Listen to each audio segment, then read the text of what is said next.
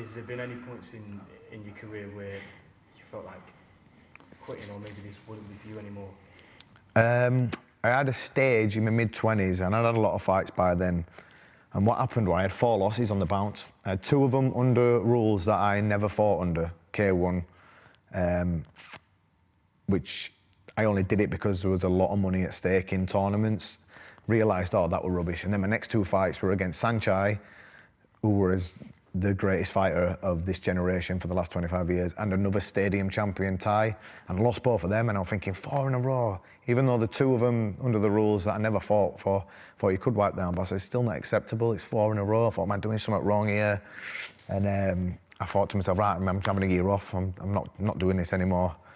I had about 2 weeks off, and then someone got a call, said, do you want to fight in 3 weeks? All right, let's roll, and I did it, and I won, and I was back, and it was tough at the time, thinking, oh, what am I doing? But I realised I'm doing it because I love it. And even in the fights where I've been getting a bit of an hiding, I remember still at that point, I'll be thinking, this is ace.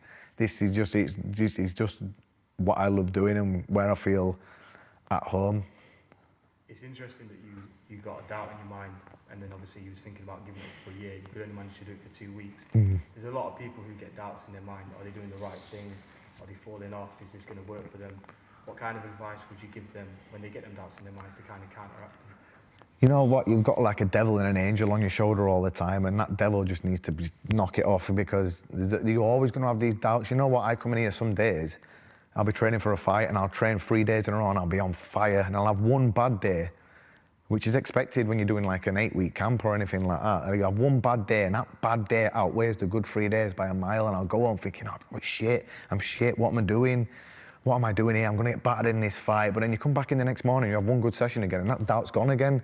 So it's hard to get rid of them demons, and I think every top athlete will have some doubts always creep in, but it's the ones who just manage to just ignore them and knock them to one side and just think like, oh, it's part and parcel of it. You're always, no matter what you're doing, I'm pretty sure Usain Bolt must sometimes think, oh, shit, what if Johnson or someone else beats me this race or something like that, you know? It must just creep in at some point, but they're so mentally strong, they just go, but doesn't matter, it's gone, and then they'll be back to the tunnel vision.